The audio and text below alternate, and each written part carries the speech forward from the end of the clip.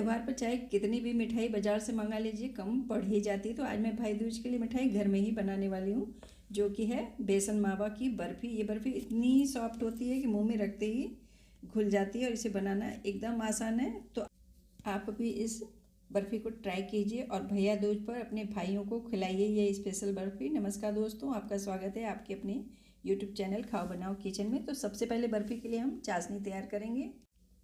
तो इस बर्फ़ी के लिए चाशनी को हम दूध में पकाएंगे, पानी में नहीं पकाएंगे। दूध में पकाने से क्या होगा कि बर्फ़ी जो है एकदम सॉफ्ट बनेगी। तो इसके लिए इसकी चाशनी पकाने के लिए बर्तन को हम थोड़ा मोटे तले के लेंगे। अगर पतले तले के बर्तन में चाशनी पकाएंगे तो चाशनी जल्दी जल्दी से जलने लगेगी। तो हमने हाफ लीटर दूध में 400 ग्राम चीनी को डाल करके इसे घुलने तक पकाएंगे चीनी को दूध में।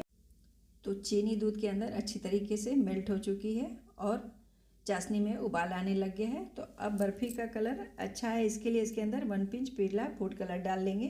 ये ऑप्शनल है, यदि आप डालना चाहें तो डालें, नहीं तो आप इसे स्किप कर लें। और फ्लेवर के लिए 1 चम्मच इलायची का पाउडर चाशनी में ही डाल करके, चाशनी के साथ में इलायची का पाउडर भी डाल करके पका लेंगे अच्छे से।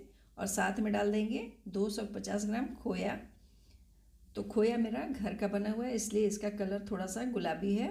तो खोए को भी डाल करके चाशनी के साथ में ही पकाएंगे, जिससे कि खोया भी अच्छे से चाशनी में पकते पकते अच्छे से मेल्ट हो जाए। इस तरीके से चाशनी में ही खोया डाल देंगे तो जो खोए की गुठलियाँ होती है वो ख़त्म हो जाएंगी, चाशनी के साथ में ही मेल्ट हो जाएंगी। तो चाशनी अभी पतली दिख रही है, तो अभी इसे पकने में कम से कम 20 मिनट का समय और लगेगा। तो क्या करेंगे कि दूसरी साइड गैस पर रख देंगे चाशनी को एकदम लो फ्लेम करके। तो चाशनी को पकने देते हैं धीमे धीमे से।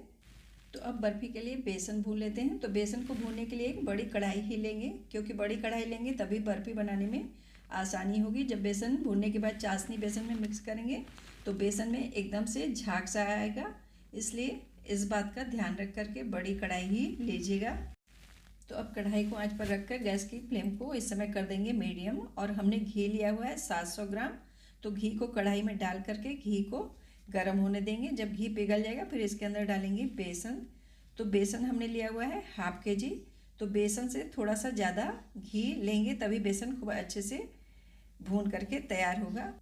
तो अब इसे लगातार चलाते हुए भूनेंगे। तो बेसन को भूनने में कम से कम 20 से 25 मिनट का वक्त लग जाएगा।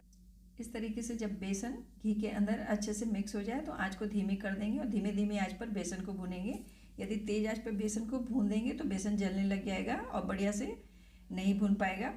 तो जो जो बेसन को भूनेंगे त्यों तो बेसन ढीला होता जाएगा। तो इस समय आप देख रहे होंगे धीरे धीरे से बेसन का कलर चेंज होने लग गया है और बेसन में झाग सा आने लग गया है। तो बेसन को हम सुनहरा होने तक भूनेंगे और बेसन से जब अच्छी सी खुशबू आने लग गया है तो बेसन मेरा काफ़ी अच्छे से भून गया है। इसका कलर आप देख सकते हैं एकदम सुनहरा हो गया है। तो आंच को धीमी करके इसके अंदर हम मिलाएंगे कुछ ड्राई फ्रूट्स।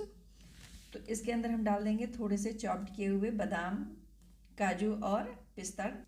तो ड्राई फ्रूट डालने के बाद आंच को एकदम धीमी कर दें या बंद कर दें, क्योंकि कढ़ाई ज़्यादा गर्म है और बेसन का कलर ज़्यादा ही चेंज हो जाएगा, इसलिए आंच एकदम धीमी कर दें। अब चाशनी को चेक कर लेते हैं। तो चाशनी काफ़ी हद तक गाढ़ी हो चली है, इसके अंदर एक तार सा बनने लग गया है।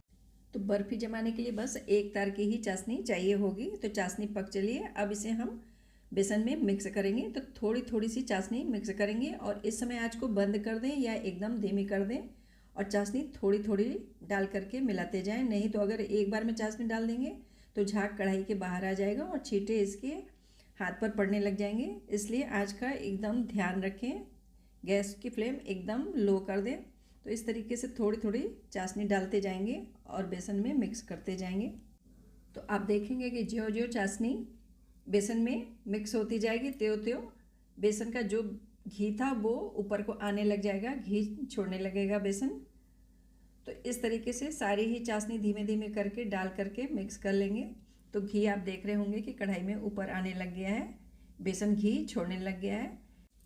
तो चाशनी को बेसन में मिक्स करने के बाद इसे कम से कम 20 मिनट तक लगातार चलाते हुए इसे भूनेंगे। तो जो जो हम इसे भूनते जाएंगे आप देखेंगे कि जितना भी घी है इसके ऊपर आया हुआ बेसन में वो सोख हो जाएगा एकदम। उल्टा इसमें 1-2 चम्मच घी और डालना पड़ेगा। ये बर्फ़ी बहुत ज़्यादा घी सोख करती है, इसीलिए तो ये एकदम सॉफ्ट होती है। तो हमने 2 चम्मच घी और डाला है। तो भूनते भूनते ये कढ़ाई में चिपकना बंद हो गई है। डो जैसा बनने लग गया है। तो अब ये बर्फ़ी जमाने की कंसिस्टेंसी में आ चुका है इसका डो। तो अब एक ट्रे या थाली, जिस किसी भी बर्तन में आप इसे जमाना चाहें उसे ले लें और उस पर बटर पेपर लगा करके इसके डो को निकाल करके फैला लें। तो मेरे पास एक हलवाई की बड़ी किस्ती थी, हमने उसी में बटर पेपर लगा करके इस फैलाया है।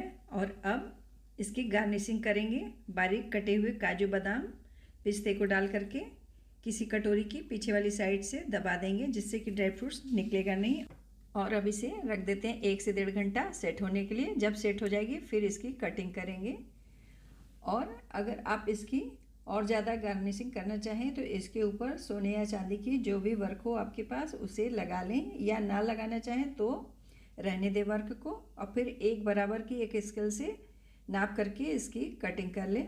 इस तरीके से हमने इसे स्केल से नाप करके इसकी कटिंग की हुई है। तो आप इसे जो भी शेप में काटना चाहें उस शेप में काट सकते हैं। आप अपने हिसाब से काट करके आप देख सकते हैं। इससे मैं अलग भी कर ले रही हूँ, बिल्कुल ही आसानी से निकल जाती है बटर पेपर से।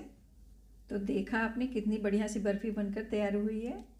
आज की ये बेसन मावे की बर्फ़ी आप कभी भी बना सकते हैं, चाहे त्यौहार हो या कभी भी कोई घर में छोटी मोटी पार्टी हो, तब भी आप इसे बना करके तैयार कर सकते हैं। बाज़ार की मिलावटी मिठाई से बचने के लिए थोड़ी ही देर में घर पर ही बहुत शानदार स्वादिष्ट मिठाई बनाना ही ठीक होता है।